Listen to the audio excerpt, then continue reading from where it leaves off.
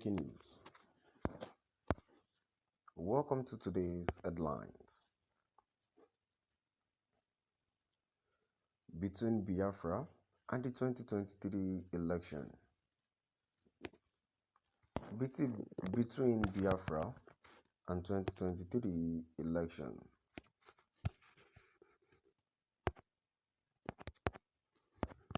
To my dear listeners, from wherever you're listening from, please stay tuned as we read today's news.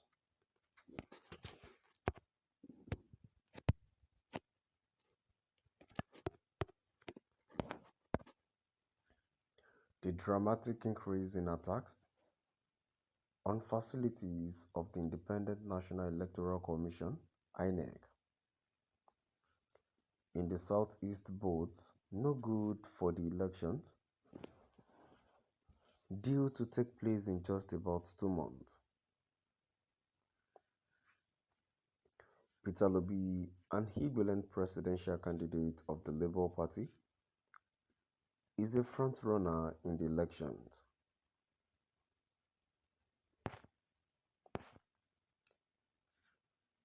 If the attacks in the southeast continue unabated, the moot question of whether Obi can win this election could be boldly answered in the negative. Let nobody make a mistake about it. Each presidential candidate, no matter his cross-regional appeal, has a core base that would vote for him no matter what happens somewhere.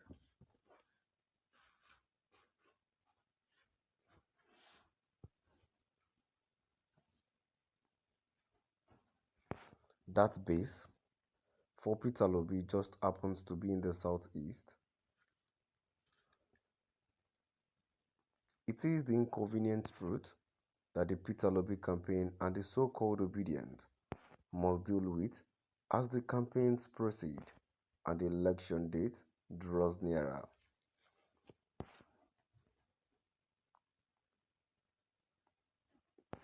While these attacks on INEC facilities have taken place in different parts of the country, the ones that occurred in the southeast have been of particular concern, given the recent history of systematic attacks on federal government facilities in the region.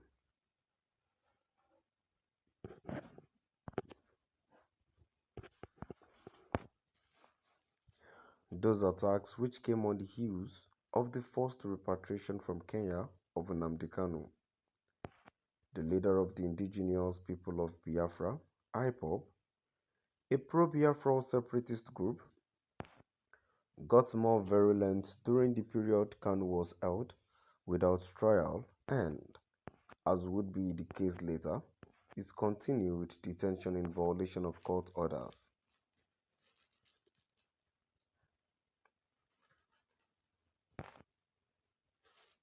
The initial attacks that was clear responses to Nnamdi Kanu's extraordinary rendition from Kenya, an action that has been condemned by the court, were what one might call equal opportunity attacks. They were directed at all federal government facilities, including police stations, correctional centers, security agents, and all other perceived agents and agencies of state, including people and officials with suspected links, no matter how tenuous, to the Nigerian government.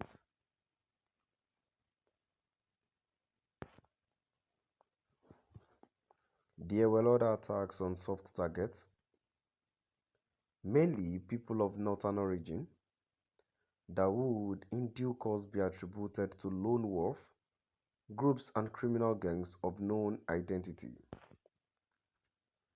All of these predated the spate of indiscriminate attacks that would shortly after be ascribed to so-called unknown gunmen, murderous hoodlums who struck in blood-curdling fashion and with random regularity under the most unlikely circumstances.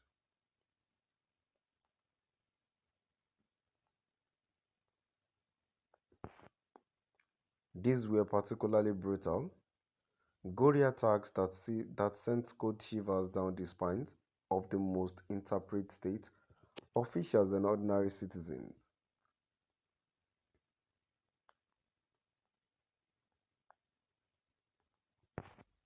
But IPOB made no bones about being associated with the early attacks that came in the wake of the abduction of Kanu by the combined forces of Nigerian and Kenya's secret police.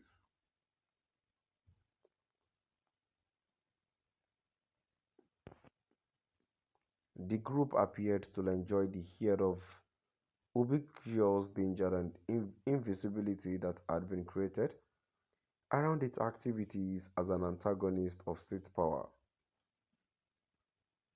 Its voluble spokesperson, Nima Powerful, was everywhere and could be heard exuding power in the authoritative tone of his press releases that were done to underline the accessibility of his and IPOB's position.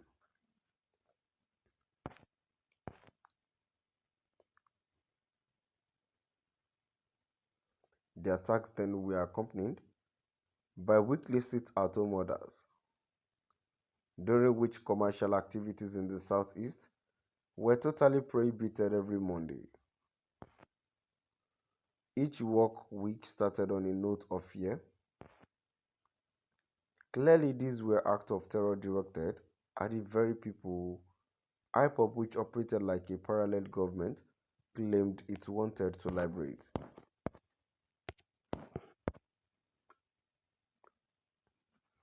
For a people in a region famous for their entrepreneurial spirit, this was a terribly devastating development.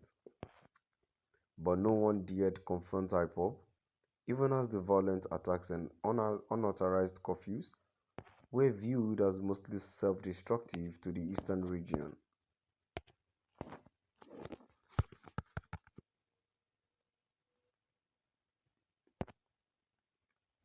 To my dear listeners, now we've come to the end of our today's news. Please do drop out the comment section and let us know what you